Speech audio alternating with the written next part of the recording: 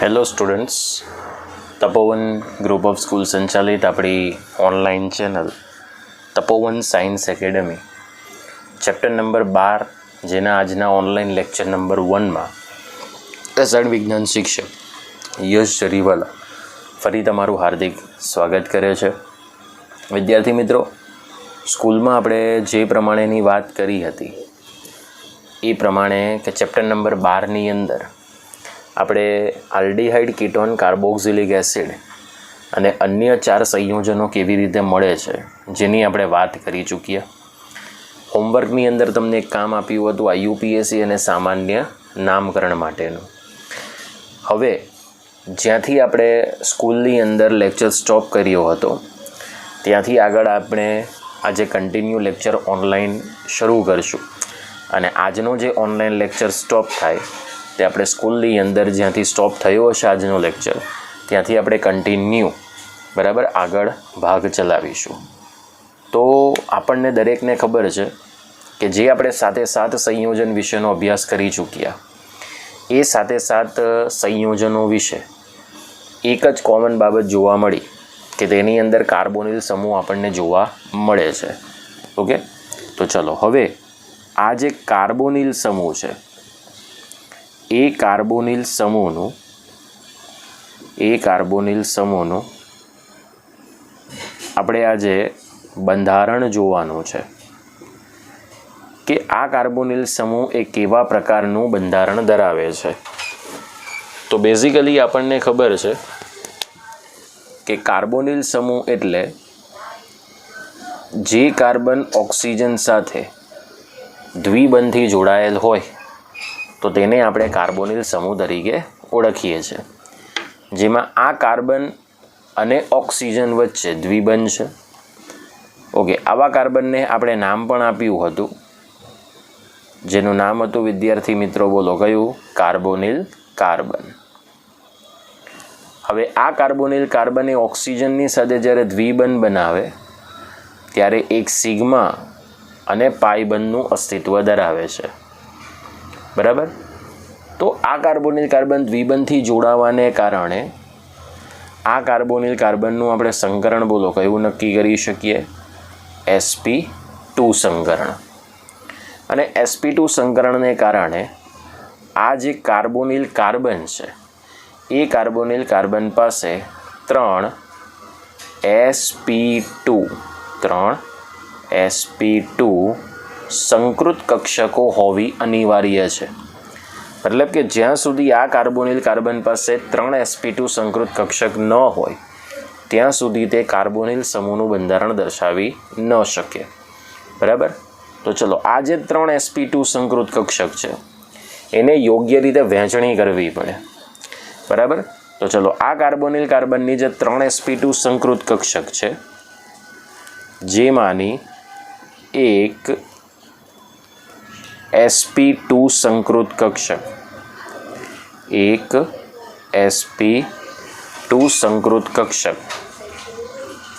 એ oxygen પરમાણુની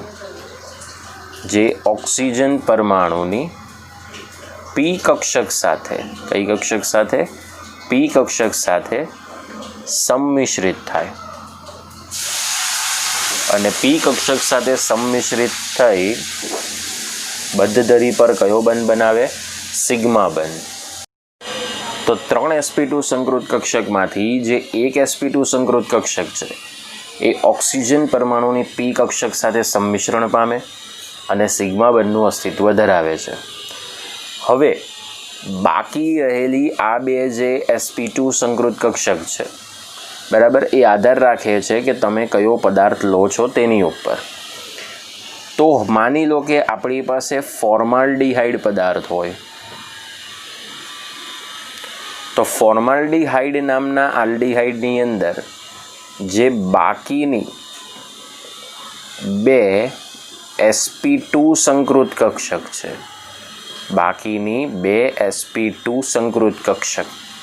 બરાબર, એ બે hydrogen પરમાણુની 1s કક્ષક સાથે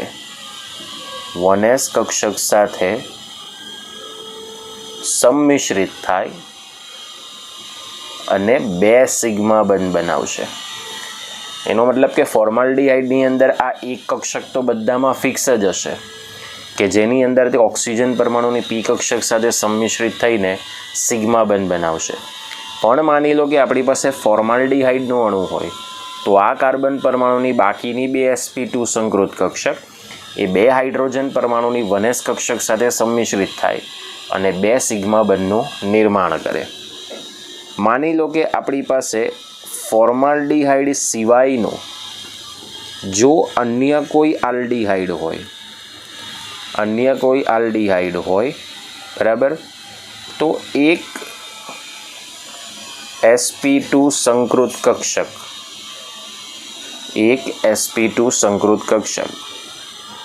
એ હાઇડ્રોજન પરમાણુની 1s કક્ષક સાથે સિગ્મા બંધ બનાવે બરાબર, અને બીજી sp2 સંકૃત કક્ષક એ આલ્કાઇલ સમૂહના કાર્બન પરમાણુની બોલો કઈ sp3 સંકૃત કક્ષકની સાથે સિગ્મા બંધ બનાવે. તો અન્ય આલ્ડિહાઇડ લો તેમાંથી આ એક માની લો હાઇડ્રોજન સાથે સંમિશ્રિત થાય તો આ બીજી જે છે તે આલ્કાઇલ સમૂહના કાર્બનની sp3 સંકૃત કક્ષક સાથે સંમિશ્રિત થાય. હવે માની લો કે આપણી પાસે કોઈ પણ કીટોન સંયોજન હોય તો કીટોન સંયોજનની અંદર આ કાર્બન પરમાણુની બંને sp2 સંકૃત કક્ષક એ 2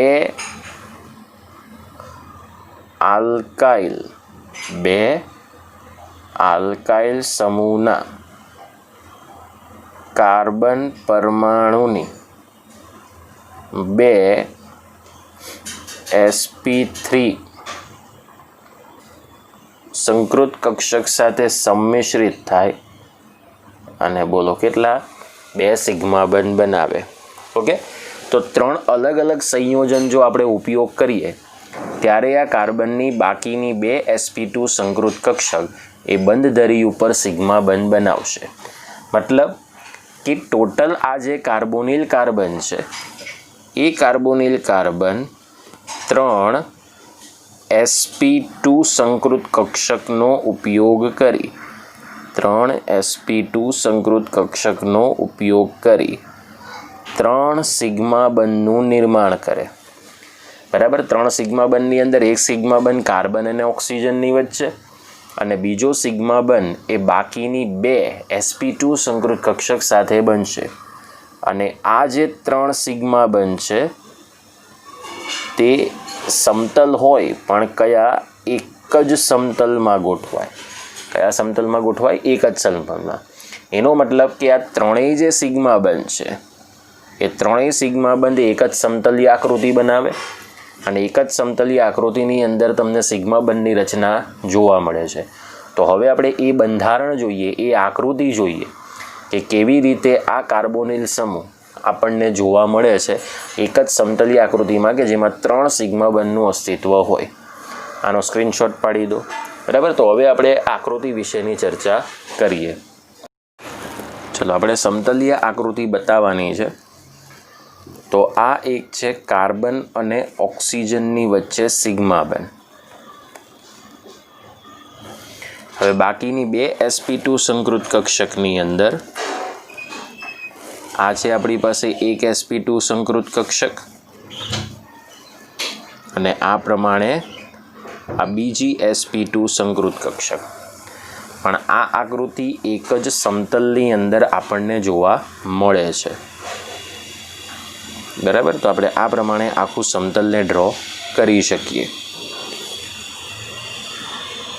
હવે જો તમારે આનું નિર્માણ બતાવવું હોય તો આપણે આ પ્રમાણે નિર્માણ બતાવી શકીએ બરાબર.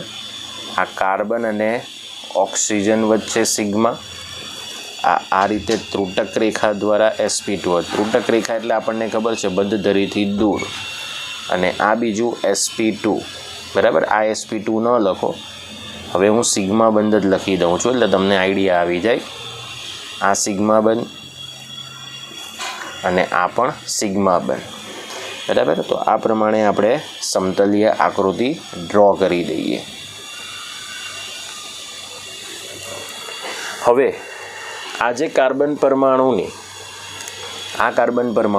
3 sp2 સંકૃત કક્ષક તો ઉપયોગ થઈ ગઈ, પણ હજી કાર્બન પરમાણુ પાસે બંધમાં ભાગ ન લેતી હોય બરાબર એવી ઓલરેડી એક 2pz કક્ષક હોય, અને આ 2pz કક્ષક એ સમતલને આ રીતે લંબ ગોઠવાયેલી હોય બરાબર, કે જે બંધ ધરીથી થોડી દૂર હોય. હવે સંકરણમાં ભાગ ન લીધી હોય એવી કાર્બનની એક 2pz કક્ષક એ ઓક્સિજન પરમાણુની એક 2pz કક્ષક સાથે સંમિશ્રિત થાય, અને સંમિશ્રણ પામીને બંધ ધરીથી દૂર એક બંધ બનાવે છે બરાબર. એને પાઈ બંધ કહેવાય બરાબર. માની લો કે આ ઉપરના લોબ સંમિશ્રિત થાય તો ઉપરની તરફ પાઈ બંધ બને, જો નીચેના લોબ સંમિશ્રિત થાય તો નીચેની તરફ પાઈબંધ બનવાનું અસ્તિત્વ ધરાવે છે. ઓકે, તો એ કંઈક આ પ્રમાણે હશે બરાબર. આ રીતે પાઈબંધનું અસ્તિત્વ તમને જોવા મળે છે. તો આ આપણી પાસે પાઈબંધનું ઇલેક્ટ્રોનીય વાદળ છે બરાબર. હવે મેઇન બાબત જે આવે છે કે મેઇન બાબત એ છે કે આ ત્રણેય જે સિગ્મા બંધ છે એ ત્રણેય સિગ્મા બંધ એકબીજાની સાથે 120 ડિગ્રીના એંગલ ઉપર ગોઠવાય છે. કેટલા એંગલ ઉપર ગોઠવાય છે? 120 ડિગ્રી બરાબર. તો આનું એંગલ ગણો તો 120 ડિગ્રી, પણ અહીંયા કોઈ પણ એક તરફ આપણે શું મૂકી દઈએ? પાઈ બંધ. તો આ સિગ્મા છે ને આ પાઈ છે, તો આ ખૂણો જે તમે જુઓ તે 120 ડિગ્રી બરાબર. જો આ ખૂણો તમે લેવો તો પણ 120 ડિગ્રી, અને આ ખૂણાનો જો તમે અહીં ઉપયોગ કરશો તો એ પણ 120 ડિગ્રી. એટલે કોઈ પણ બે sp2 સંકૃત કક્ષકો વચ્ચેનો જે કોણ હોય તે આપણને 120 ડિગ્રીનો માલુમ થયેલો જોવા મળે છે બરાબર. અહીં ઓક્સિજન પાસે 2 અબંધકારક ઇલેક્ટ્રોન યુગ્મ હોય જે આપણે અહીં દર્શાવી દઈએ.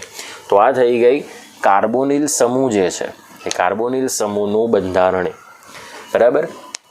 હવે મેઇન પરિસ્થિતિ એ આવે છે કે આ કાર્બોનિલ સમૂહની અંદર જે તમને ઇલેક્ટ્રોનીય વાદળ પાઈ ઇલેક્ટ્રોનનું જોવા મળે છે એ પાઈ ઇલેક્ટ્રોનના વાદળમાં એક જગ્યાએ ઓછું અને બીજી જગ્યાએ વધારે છે. આવું કેમ?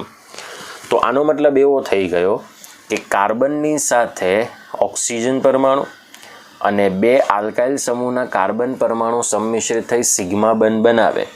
વળી કાર્બન અને ઓક્સિજન વચ્ચે એક પાઈ ઇલેક્ટ્રોનનું વિદ્યુત વાદળ જોવા મળે છે. આ સંપૂર્ણ જે બાબત છે એ સંપૂર્ણ બાબત 2 અભ્યાસ પરથી સૂચિત થઈ છે. એક ઇલેક્ટ્રોન વિવર્તનનો અભ્યાસ અને બીજો છે સ્પેક્ટ્રોસ્કોપી બરાબર. આ 2 અભ્યાસ પરથી આ બાબત પુરવાર થઈ છે. ચલો, હવે આજે આપણને કાર્બોનિલ સમૂહ મળે છે એમાં કાર્બન કરતાં ઓક્સિજનની વિદ્યુત ઋણતા વધારે છે, દરેકને ખબર છે.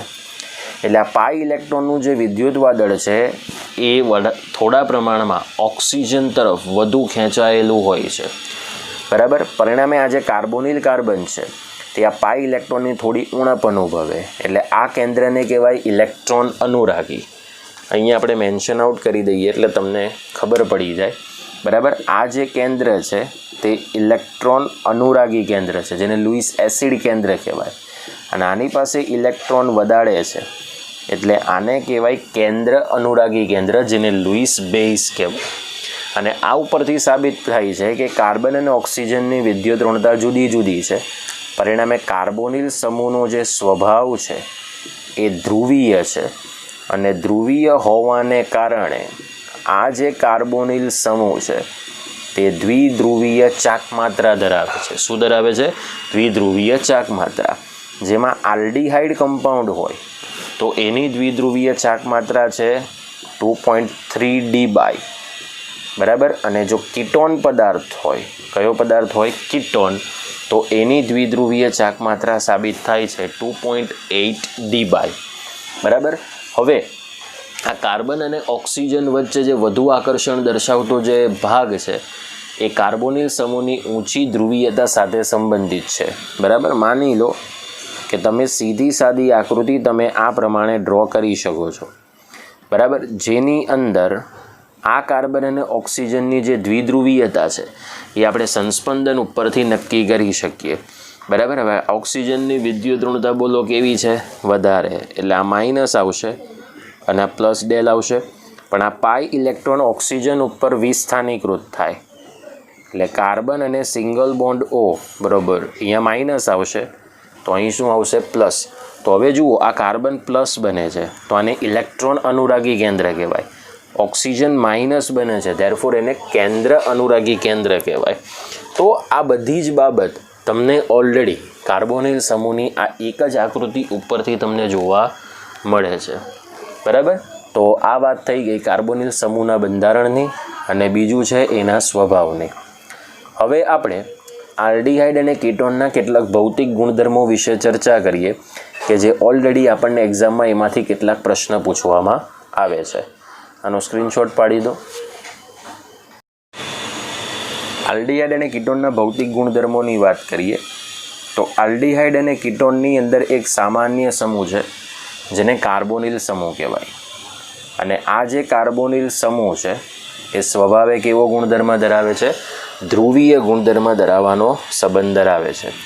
પરિણામે આલ્ડીહાઇડ અને કીટોનની અંદર કાર્બન અને ઓક્સિજનની વિદ્યુત ઋણતાનો જો તફાવત લઈએ તો ઓક્સિજન ઉપર આંશિક ઋણ વીજભાર અને કાર્બન ઉપર આંશિક ધન વીજભાર ઉત્પન્ન થાય છે.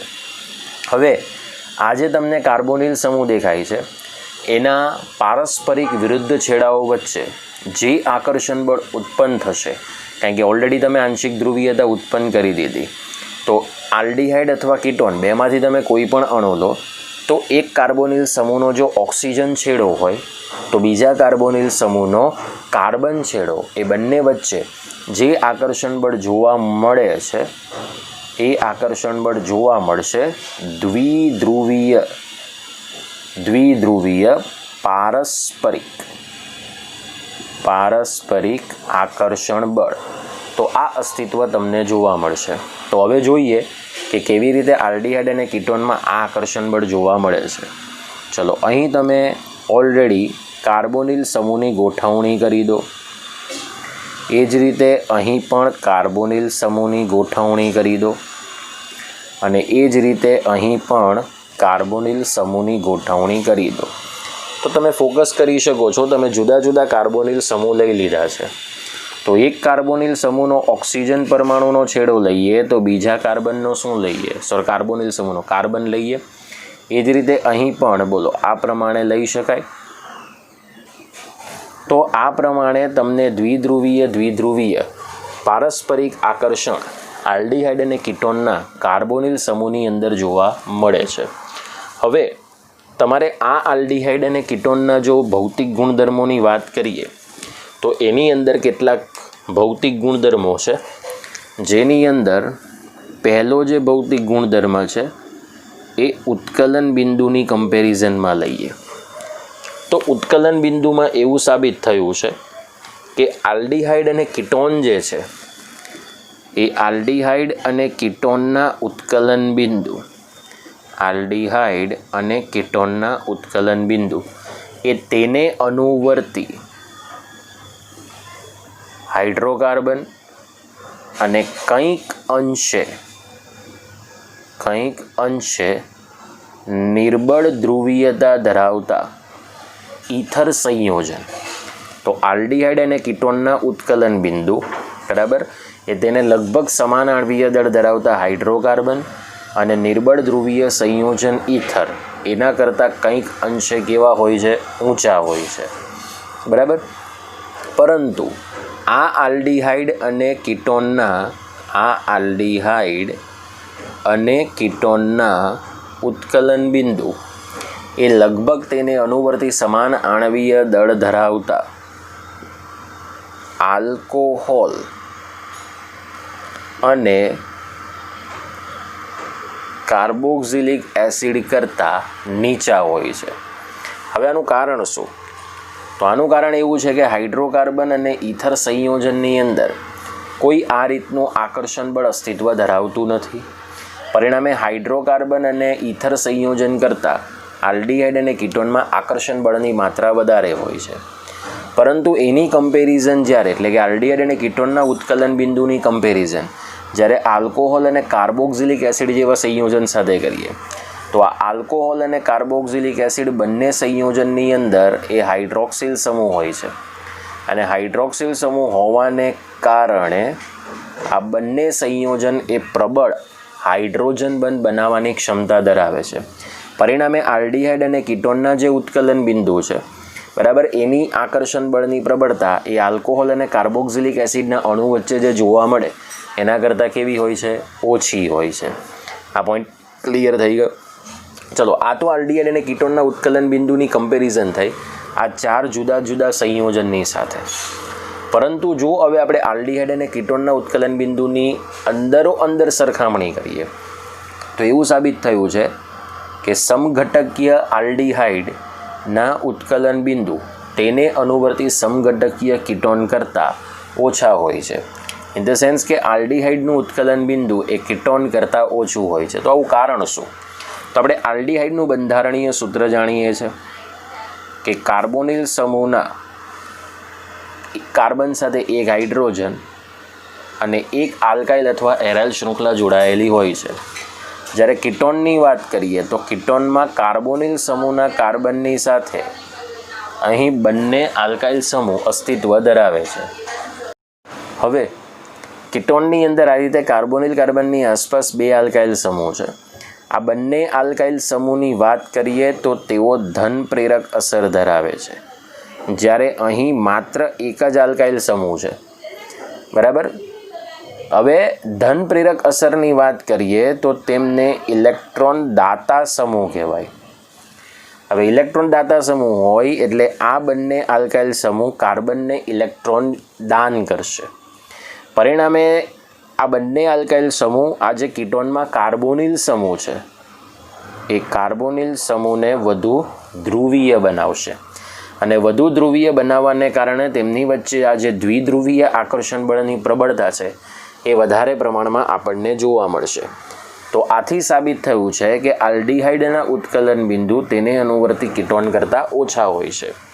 પણ જો સૌથી વધારે ઉત્કલન બિંદુ આ બધા જ સંયોજનની સરખામણી કરીએ તો સૌથી વધારે ઉત્કલન બિંદુ હોય છે કાર્બોક્સિલિક એસિડનું, એનાથી ઓછું હોય છે આલ્કોહોલનું, એનાથી ઓછું હોય છે સમઘટકીય કીટોનનું, એનાથી ઓછું હોય છે સમઘટકીય આલ્ડીહાઇડનું, એનાથી ઓછું હોય છે ઇથરનું અને સૌથી ઓછું તમને જોવા મળે છે હાઇડ્રોકાર્બન સંયોજનનું. તો આ જે તમે 6 સંયોજન જોઈ લીધા એ 6 સંયોજનના ઉત્કલન બિંદુનો ક્રમ છે કે કાર્બોક્સિલિક એસિડના ઉત્કલન બિંદુની પ્રબળતા વધારે, મતલબ કે વધુ હોય, એનાથી ઓછું આલ્કોહોલનું, એનાથી ઓછું સમઘટકીય કીટોનનું, એનાથી ઓછું સમઘટકીય આલ્ડીહાઇડનું, એનાથી ઓછું ઇથરનું ને ઇથરથી ઓછું હાઇડ્રોકાર્બન સંયોજનનું આપણને જોવા મળે છે. પોઈન્ટ ક્લિયર થઈ ગયો? ચલો, હવે જે સેકન્ડ બાબત છે એ સેકન્ડ બાબત છે આપણે દ્રાવ્યતાને અનુલક્ષીને જોઈશું. તો હવે જોઈએ કે સોલ્યુબિલિટી આપણને કયા પ્રકારની જોવા મળશે. ઓકે, હવે સેકન્ડ જે ભૌતિક ગુણધર્મની આપણે સરખામણી કરવાની છે એ છે દ્રાવ્યતાને અનુલક્ષીને. દ્રાવ્યતા એટલે કે સોલ્યુબિલિટી. તો દ્રાવ્યતાની વાત કરીએ તો આલ્ડીહાઇડ અને કીટોનના 3 કાર્બન સુધીના સભ્યો, બરાબર. હવે 3 કાર્બન સુધીના સભ્યો એની અંદર આલ્ડીહાઇડની અંદર પહેલો ઘટક છે મિથેનાલ, બીજો ઘટક છે ઇથેનાલ અને ત્રીજો ઘટક આપણે લઈએ છે પ્રોપેનાલ, બરાબર. અને કીટોનની શરૂઆત જ 3 કાર્બનથી થાય છે, તો તેની અંદર આપણે લઈ લઈએ પ્રોપેનોન. તો આલ્ડીહાઇડ અને કીટોનના 3 કાર્બન સુધીના જે સભ્યો છે, મિથેનાલ, ઇથેનાલ, પ્રોપેનાલ, અને ચોથો છે પ્રોપેનોન કે જે કીટોનનો પ્રથમ સભ્ય છે, જેની અંદર બધામાં એક કોમન સમૂહ છે કાર્બોનિલ સમૂહ, જે આ પ્રમાણે આંશિક ધ્રુવીયતા ધરાવે છે. તો આવો કાર્બોનિલ સમૂહ જ્યારે પાણીની સાથે મિશ્રિત થાય, તો પાણીની સાથે મિશ્રિત થવાને કારણે સરળતાથી હાઇડ્રોજન બંધ બનાવે છે, અને સરળતાથી હાઇડ્રોજન બંધ બનાવવાને કારણે આ ચારેય સંયોજનો એ પાણીમાં ઝડપથી દ્રાવ્ય થાય. પરંતુ જો કાર્બોનિલ સમૂહની આસપાસ કોઈ પણ એક તરફ આલ્કાઇલ શૃંખલા જોડાય, જો આપણે આલ્ડીહાઇડની વાત કરીએ તો આલ્ડીહાઇડની અંદર એક આલ્કાઇલ સમૂહ હોય, અને કીટોનની વાત કરીએ તો કીટોનમાં 2 આલ્કાઇલ સમૂહ હોય. તો કાર્બોનિલ કાર્બનની આસપાસ જેમ આલ્કાઇલ સમૂહની સંખ્યા વધે, પરિણામે આવા સંયોજનની પાણીમાં દ્રાવ્યતા ઝડપથી ઘટે છે. જેવું આલ્ડીહાઇડમાં જોવા મળે એવો જ સેમ કન્સેપ્ટ એ કીટોનની અંદર જોવા મળે. તો સૌથી પહેલી જે આકૃતિ છે એ આપણે આલ્ડીહાઇડ અને પાણીના અણુ વચ્ચે કેવી રીતે હાઇડ્રોજન બંધનું નિર્માણ થાય એ આપણે જોઈએ, બરાબર. તો ચલો, આ આપણી પાસે આલ્ડીહાઇડનો અણુ છે, બરાબર. અને અહીં આલ્ડીહાઇડની સાથે તરત જ કોણ આવશે? પાણીનો અણુ. હવે પાણીના અણુનો આકાર મિત્રો કેવો હોય? કોણીય હોય. અહીંયા -2 આવશે, સુધારી દેજો. જી, આ હાઇડ્રોજનની સાથે આલ્ડીહાઇડનો કાર્બોનિલ કાર્બન સાથે જોડાયેલ કોણ લઈ લેવાનો? ઓક્સિજન, બરાબર. તો આ 2 આલ્ડીહાઇડના અણુ છે, બરાબર. ના વચ્ચે કયો અણુ છે? પાણીનો અણુ છે. તો અહીં ત્રુટક રેખા દ્વારા હાઇડ્રોજન બંધનું નિર્માણ થશે, બરાબર. તો આ છે આલ્ડીહાઇડ અને પાણીના અણુ વચ્ચે રચાતો હાઇડ્રોજન બંધ. હવે લઈએ કીટોન અને પાણીના અણુ વચ્ચે રચાતો હાઇડ્રોજન બંધ. તો કંઈ કરવાનું નહીં, અહીં બંને સાઈડથી તમારે હાઇડ્રોજનને કાઢી નાખવાના, અને એની જગ્યાએ તમારે શું એપ્લાય કરી દેવાનું? R'. તો આ થઈ જાય છે કીટોન અને પાણીના અણુ વચ્ચે રચાતો આંતરાણવીય હાઇડ્રોજન બંધ. હવે પરિસ્થિતિ આવે છે એરોમેટિક આલ્ડીહાઇડ અને કીટોનની, બરાબર. તો ચલો, અહીંયા આપણે વાત કરીએ તો આ છે એરોમેટિક આલ્ડીહાઇડ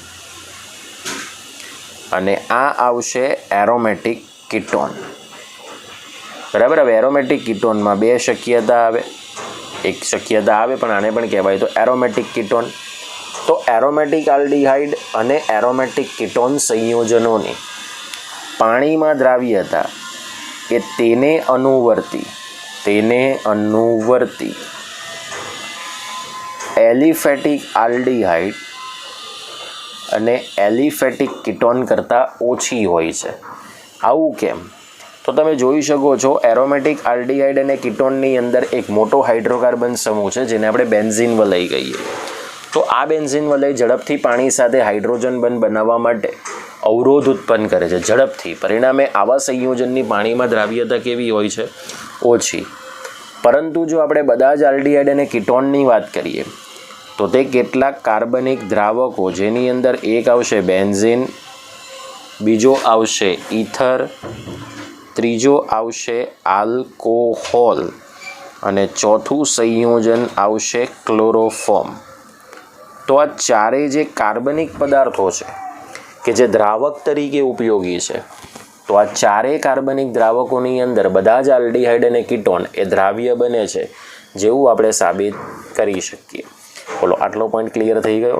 તો આ વાત સાબિત થાય છે કે આલ્ડીહાઇડ અને કીટોનની દ્રાવ્યતા એ આપણને કયા પ્રમાણની અંદર જોવા મળશે, બરાબર.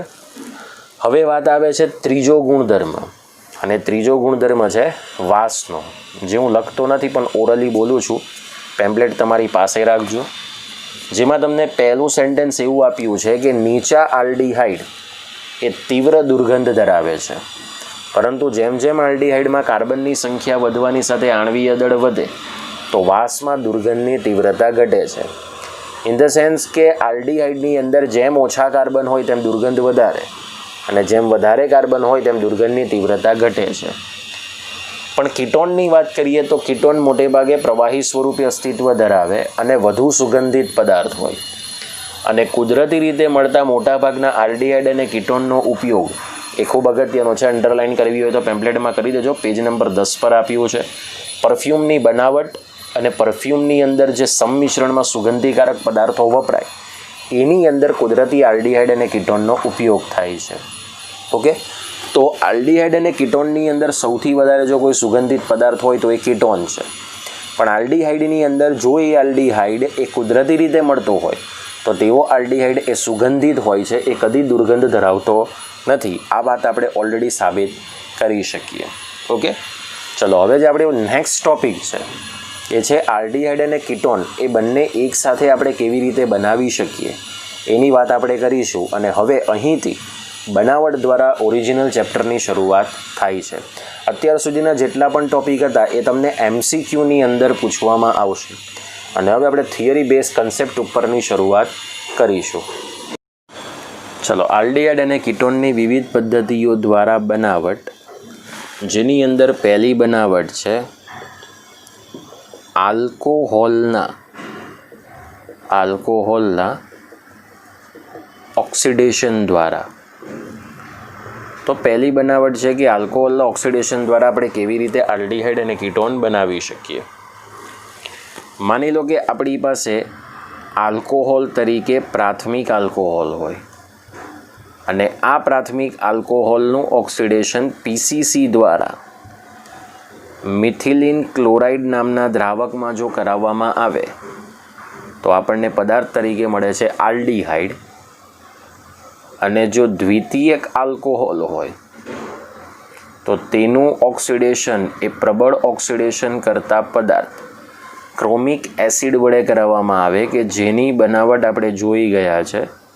સોડિયમ ડાઇક્રોમેટને સાંદ્ર સલ્ફ્યુરિક એસિડમાં એડ કરીને બનાવી શકાય. તો આપણને અંતિમ પદાર્થ તરીકે બોલો શું પ્રાપ્ત થાય છે? કીટોન પ્રાપ્ત થાય છે. હવે પ્રાથમિક આલ્કોહોલમાં જેટલા કાર્બન હોય એટલા કાર્બન ધરાવતો જ આપણને શું મળે છે? આલ્ડીહાઇડ. અને દ્વિતીયક આલ્કોહોલમાં જેટલા કાર્બન હોય એટલા જ કાર્બન ધરાવતો આપણને શું પ્રાપ્ત થાય છે? કીટોન. હવે પ્રાથમિક આલ્કોહોલ તરીકે આપણે આ રીતના એક્ઝામ્પલ લઈએ. માની લો કે આપણી પાસે એક આલ્કોહોલ છે 2 કાર્બનવાળો, જેનું નામ શું આવશે? ઇથેનોલ. બરાબર. ચલો, આ ઇથેનોલનું ઓક્સિડેશન આપણે PCC વડે પણ એક દ્રાવક મિથિલિન ક્લોરાઇડની હાજરીમાં કરીએ. બરાબર. તો 2 કાર્બનવાળો આપણને છેલ્લે આલ્ડીહાઇડ મળશે CH3CHO, જેને આપણે શું કહીએ છીએ? ઇથેનોલ. હવે પ્રશ્ન એમ થાય સર કે સર આની અંદર પ્રબળ ઓક્સિડેશન કરતા પદાર્થ કેમ ન ઉપયોગ કરી શકીએ? જો આલ્કોહોલ ઓક્સિડેશન માટે તમે પ્રબળ ઓક્સિડેશન કરતા પદાર્થ ઉપયોગ કરો તો છેલ્લે અંતિમ પદાર્થ એસિડ મળે છે. યાદ કરો, આપણે 11મા ચેપ્ટરમાં ભણી ગયા આલ્કોહોલના ઓક્સિડેશનમાં. ચલો, હવે આપણે દ્વિતીયક આલ્કોહોલ તરીકે 3 કાર્બનવાળો આપણે આલ્કોહોલ લઈએ. આપણી પાસે છે 3 કાર્બનવાળો આલ્કોહોલ, જેને કહેવામાં આવશે પ્રોપેન-2-ઓલ. બરાબર. હવે એનું ઓક્સિડેશન આપણે પ્રબળ પદાર્થ વડે કરીએ તો આ છે સોડિયમ ડાઇક્રોમેટ, જેને સાંદ્ર સલ્ફ્યુરિક એસિડમાં એડ કરવાનું. બરાબર. તો આપણને 3 કાર્બન ધરાવતો જ કીટોન પ્રાપ્ત થાય છે. 1 2 3. બરાબર.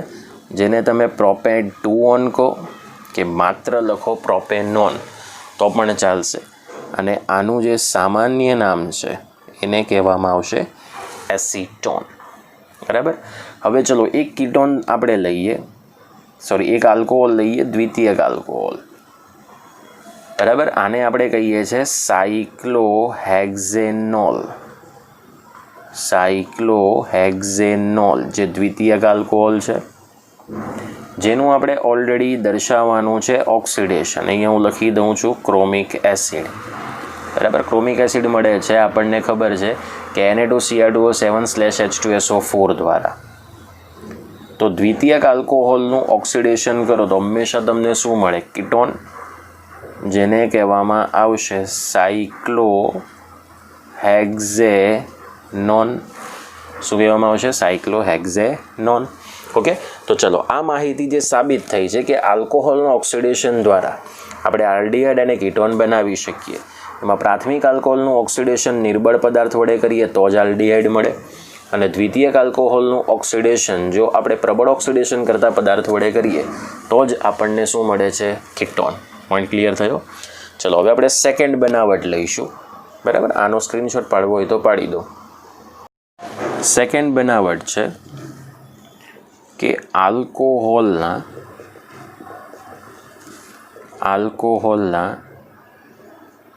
ડિહાઇડ્રોજિનેશન દ્વારા. હવે એકચ્યુઅલી આ જે પ્રોસેસ છે મિત્રો, એ પણ આપણે ઓલરેડી 11મા ચેપ્ટરની અંદર જોઈ ગયા છે કે આલ્કોહોલનું ડિહાઇડ્રોજિનેશન કરો તો આપણને કેવી રીતે, બરાબર, આલ્ડીહાઇડ અને કીટોન મળશે. હવે આની અંદર જે આલ્કોહોલ લેવામાં આવે એ બાષ્પશીલ આલ્કોહોલ હોય. મતલબ કે એ આલ્કોહોલ જો વધુ પ્રમાણમાં બાષ્પ સ્વરૂપમાં હોય તો આવા બાષ્પશીલ આલ્કોહોલને જો ગરમ કરેલી Ag અથવા કોપર ધાતુની સપાટી પરથી પસાર કરવામાં આવે તો પ્રાથમિક આલ્કોહોલ એ આલ્ડીહાઇડ આપે છે, જ્યારે દ્વિતીયક આલ્કોહોલ એ કીટોન સંયોજનનું નિર્માણ કરે છે. બરાબર, હવે આની અંદર તૃતીયક આલ્કોહોલ ન લઈ શકાય. કેમ? કારણ કે જો તૃતીયક આલ્કોહોલ તમે લો તો તે આલ્ડીહાઇડ કીટોન નહીં આપશે, પરંતુ આપણને વિલોપન પ્રક્રિયા દ્વારા આલ્કીન નિપજ બનાવીને આપશે. ચલો, આપણે પ્રાથમિક આલ્કોહોલનું એક સૂત્ર લઈએ, એ છે RCH2OH, જે આપણી પાસે પ્રાથમિક આલ્કોહોલ છે. એને ગરમ કરેલી કોપર ધાતુની સપાટી પરથી 573 કેલ્વિન તાપમાને જો ગરમ કરીએ તો આપણને અહીં નિપજ તરીકે મળે છે આલ્ડીહાઇડ. પણ માની લો કે આપણી પાસે દ્વિતીયક આલ્કોહોલ હોય અને દ્વિતીયક આલ્કોહોલને આ રીતે કોપર ધાતુની સપાટી પરથી 573 કેલ્વિન તાપમાને ગરમ કરીએ તો તે આપણને શું પ્રાપ્ત થાય છે? કીટોન આપશે. બરાબર, તો એક સામાન્ય રિએક્શન છે. તમે એક્ઝામ્પલ અંદર ઓલરેડી પેમ્પલેટમાં જોઈ લેજો એટલે તમને આવડી જશે. જેમાં ઇથેનોલમાંથી ઇથેનોલ અને પ્રોપેન-2-ઓલમાંથી આપણને પ્રોપેન-2-ઓન એટલે કે પ્રોપેનોન પ્રાપ્ત કરીને આપ્યું છે. અહીં હું એક્ઝામ્પલ લખતો નથી. ઓકે, ચાલો, હવે આપણે ત્રીજી બનાવટ લઈશું હાઇડ્રોકાર્બનમાંથી, જેમાં બે રીતે આપણે આલ્ડીહાઇડ અને કીટોન સંયોજનનું નિર્માણ કરી શકીએ. ઓકે, હવે આપણી પાસે ત્રીજી બનાવટ છે હાઇડ્રોકાર્બન સંયોજનમાંથી. અને આ હાઇડ્રોકાર્બન સંયોજનમાંથી જે પહેલી બનાવટ છે એ છે આલ્કીનનું ઓઝોનીકરણ, જેને ઓઝોનોલિસિસ ઓફ આલ્કીન કહેવાય. તો આલ્કીનનું આપણે ઓઝોનીકરણ કેવી રીતે કરી શકીએ એના માટે આ વસ્તુ પણ આપણે 11 સાયન્સની અંદર શીખી ગયા છે કે માની લો કે આપણી પાસે શરૂઆતનો પદાર્થ જે હોય તે આલ્કીન છે, અને આ આલ્કીનની ઓઝોન વાયુ સાથે જો યોગશીલ પ્રક્રિયા કરાવવામાં આવે તો પ્રથમ આપણને મધ્યસ્થી નિપજ તરીકે પ્રાપ્ત થાય છે ઓઝોનાઇડ નિપજ. અને આ ઓઝોનાઇડ નિપજને Zn+H2O માધ્યમ વડે જો વિઘટન કરાવવામાં આવે તો ઘણી વખત આલ્ડીહાઇડ અથવા કીટોન અથવા આલ્ડીહાઇડ અને કીટોનનું શું મળે છે? મિશ્રણ મળે છે. બરાબર, હવે પરિસ્થિતિ એ છે કે જો તમે પ્રોપીન લો, બરાબર, તો પ્રોપીનથી માત્ર તમને આલ્ડીહાઇડ જ મળશે, પણ પ્રોપીન સિવાયનો જો કોઈ અન્ય આલ્કીન લો તો તમને આલ્ડીહાઇડ અને કીટોનનું મિશ્રણ મળે છે. હવે જોઈએ કે કેવી રીતે આપણે આ પ્રોસેસ કરી શકીએ. ચલો હવે આપણે પ્રોપીનનો પહેલો અણુ લઈએ જે આલ્કીન છે.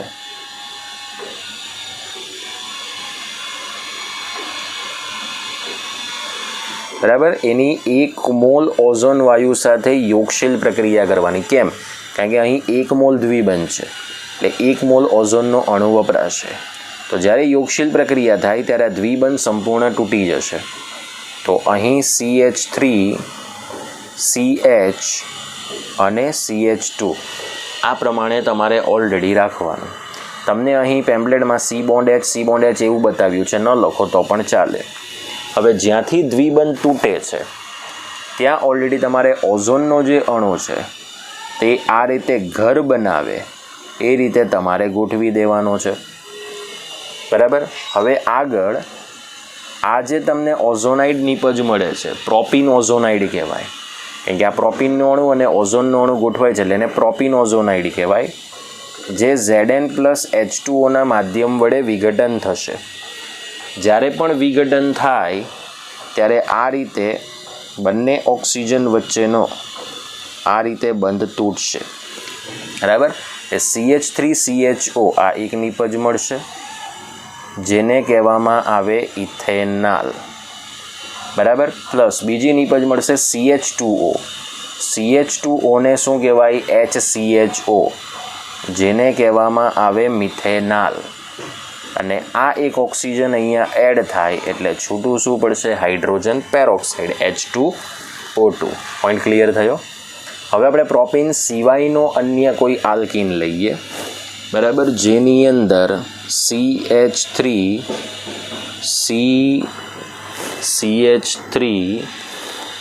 Double bond CH bond CH3. એટલે અહીંયાથી નામકરણની શરૂઆત થાય. બરાબર, નંબરિંગ આપી દીધું. સો 2 મિથાઇલ બ્યુટ 2 ઇન. હવે 1 મોલ દ્વિબંધ છે એટલે 1 મોલ ઓઝોન વાયુ મળશે. બરાબર, તો ચલો આ રીતે 2 CH3 જે છે એમાં આ CH3 બરાબર બોન્ડ CH3. બોલો 2 CH3 કાર્બન સાથે ગોઠવાઈ ગયા. ઓઝોન સાથે છે એટલે તમારે આ તો ઓલરેડી આખો દ્વિબંધ તોડવાનો છે. પછી અહીં આવશે CH બોન્ડ CH3. ઓકે, ચલો હવે અહીં ઓલરેડી આ ઓઝોનનો અણુ બોલો ઘર બનીને ગોઠવાશે. તો અહીં મળશે Zn+H2O. બરાબર, Zn+H2O કરશો એટલે અહીંથી ઓલરેડી બંધ તૂટશે એટલે આ બનશે CH3COCH3. એને કહેવામાં આવે પ્રોપેનોન. બરાબર, પ્લસ CH3CHO એ મળશે ઇથેનાલ. પ્લસ આ ઓક્સિજન અહીંયા એડ કરી દો એટલે શું પ્રાપ્ત થશે? Hydrogen peroxide H2O2. Point clear થયો?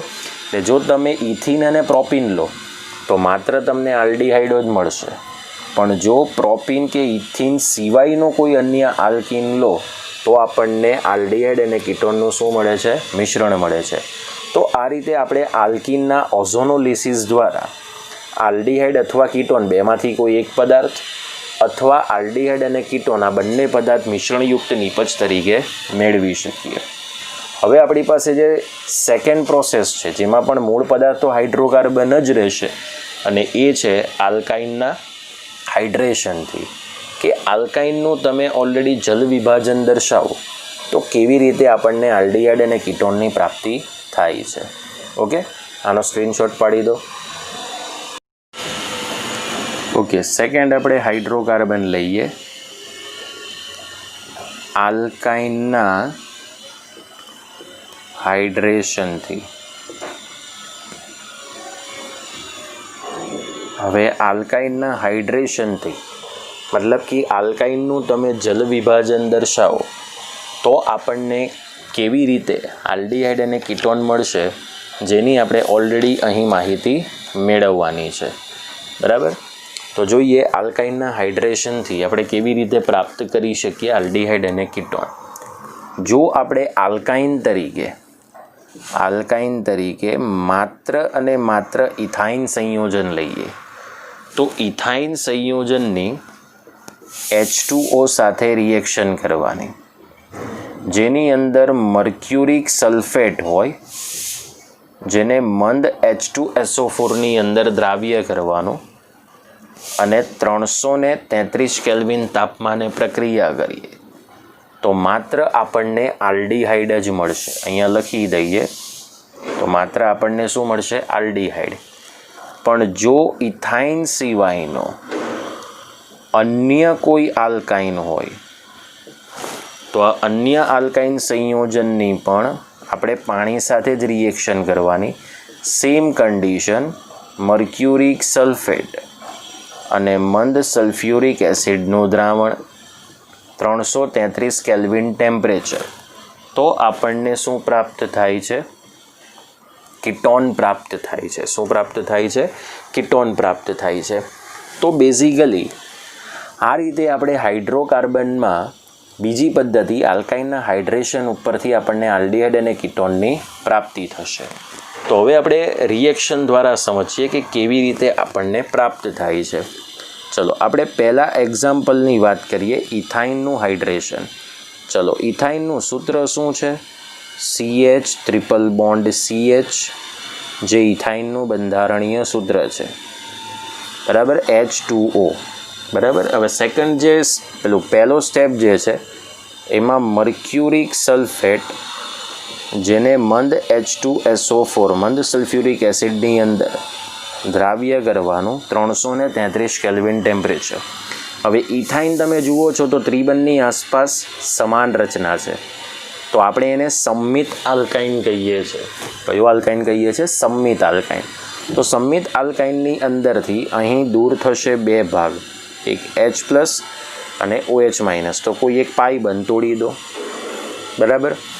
તો H+ અને OH-માં OH- ને તમે ગમે તે કાર્બનની સાથે જોડી શકો.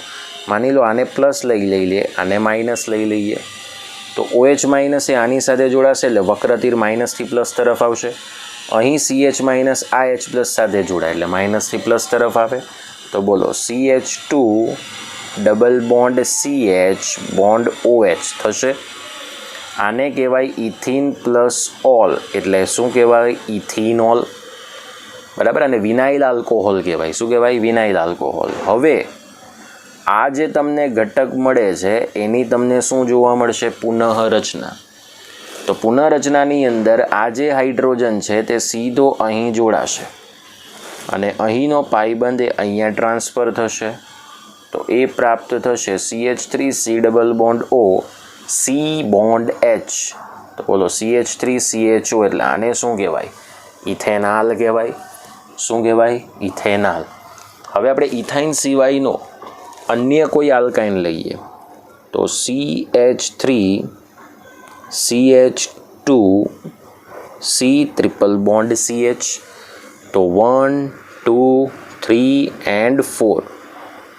તો આને કહેવામાં આવે બ્યુટ-1-આઇન. બરાબર. પ્લસ H2O એટલે અહીં આવશે Hg+2 અને મંદ H2SO4 માધ્યમ, 333 કેલ્વિન ટેમ્પરેચર. હવે આ અસંમિત આલ્કાઇન છે. બરાબર. તો અહીંથી પણ તમારે બે ભાગ જ છૂટા પાડવાના, H+ અને OH-. પણ એમાં OH- જે છે તે માર્કોવ-નિકોવના નિયમ પ્રમાણે જોડાશે. તો જે કાર્બન પાસે ઓછા હાઇડ્રોજન છે તેની સાથે OH- જોડાશે. એનો મતલબ કે પાઈબંધ તો તૂટે, તો આને પ્લસ આપો ને આને માઇનસ આપો. તો આ પ્લસ કાર્બનની સાથે બોલો OH- જોડાય અને આની સાથે H+ જોડાય. તો બનશે શું? CH3CH2 C બોન્ડ OH અને અહીંયા આવશે C ડબલ બોન્ડ CH2. તો 1 2 3 and 4. ચલો આનું નામ આપવું હોય તો બ્યુટ-1-in-2-ol અપાય. શું અપાય? બ્યુટ-1-in-2-ol. હવે આ જે સંયોજન છે એ સંયોજનની તમને શું જોવા મળશે? પુનઃરચના. બરાબર, તો કંઈ કરવાનું નહીં, આ હાઇડ્રોજન સીધો અહીં ટ્રાન્સફર કરવાનો, પાઈબંધ અહીંયા ટ્રાન્સફર થશે.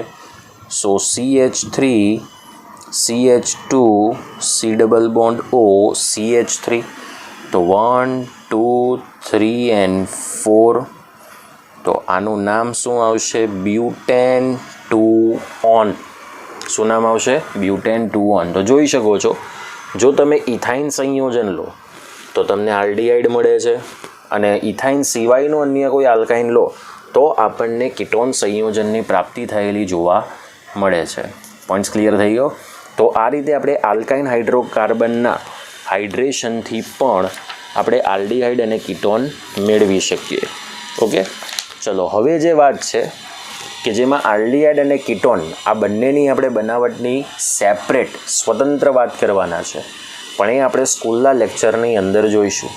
તો આ જે ઓનલાઈન લેક્ચર આજે પૂર્ણ થાય છે એ તમારે ઓલરેડી વાંચી નાખવાનો. કાલે રવિવાર છે તો રવિવાર સુધી તમારે વાંચીને કમ્પ્લીટ કરી દેવાનો. બરાબર ને? સ્કૂલની અંદર આ જે ટૉપિક સ્કીપ થયો છે તો પેજ નંબર 13 ઉપર જે માત્ર ટાઇટલ છે માત્ર આલ્ડીહાઇડની બનાવટ, ત્યાંથી આપણે ટૉપિકની શરૂઆત કરીશું. ઓકે, જય હિન્દ, જય ભારત.